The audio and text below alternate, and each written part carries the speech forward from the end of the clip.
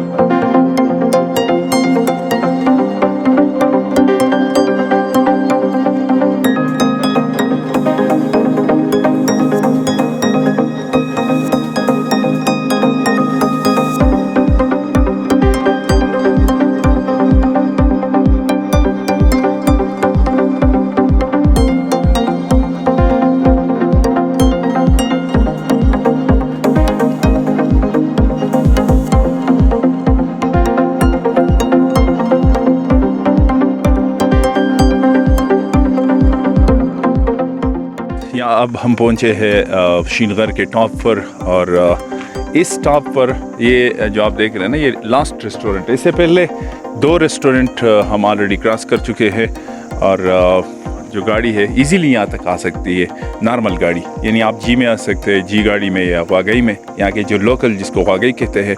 और इसके अलावा जो गाड़ी जिनकी हाइट कम होती है तो उनका आना मुश्किल है थोड़ा सा, क्योंकि गाड़ी लगती है जगह जगह पे। काफ़ी खूबसूरत इलाका शीन घर, उनका लास्ट रेस्टोरेंट। इसके बाद अगर आप देखोगे ऊपर की तरफ तो आपको दिखाएंगे अमजद भाई कैमरे में, इस वक्त वहाँ पे हल्के बादल भी छाए हुए हैं और बारिश होने का अंदेशा है कुछ ही देर में।